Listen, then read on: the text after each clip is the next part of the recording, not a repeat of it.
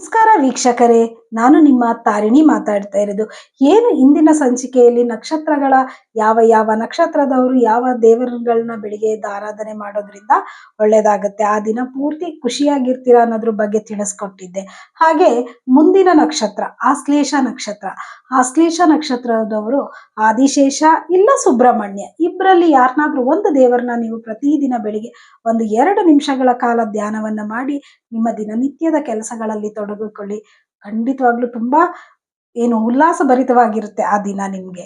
ಹಾಗೆ ಮಖ ನಕ್ಷತ್ರದವರು, ಯಾರ್ಯಾರು ಮಖ ನಕ್ಷತ್ರದವ್ರು ಇದ್ದೀರೋ ನಿಮಗೆ ಬೆಳಿಗ್ಗೆ ಯಾಕಾಗುತ್ತೋ ಅನ್ನಂಗಿರುತ್ತೆ. ಯಾಕೆಂದ್ರೆ ನೀವು ತುಂಬಾ ಲೇಜಿ ಬೆಳಿಗ್ಗೆ ಎದ್ದೊಳೋದು.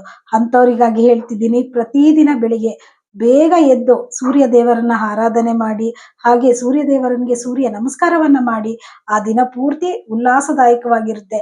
ಆದ್ರೆ ಏನ್ ಮಾಡೋದು, ಯಾರೇ ಮಖ ನಕ್ಷತ್ರದವರು ತುಂಬಾ ಲೇಟ್ ಎದ್ದೊಳೋದು. ನೀವು ಖಂಡಿತವಾಗ್ಲೂ ಸ್ವಲ್ಪ ಮುಂಚಿತವಾಗಿ ಎದ್ದೊಳೋದನ್ನ ರೂಢಿ ಮಾಡ್ಕೊಳ್ಳಿ, ಖಂಡಿತವಾಗ್ಲೂ ಒಳ್ಳೇದಾಗತ್ತೆ.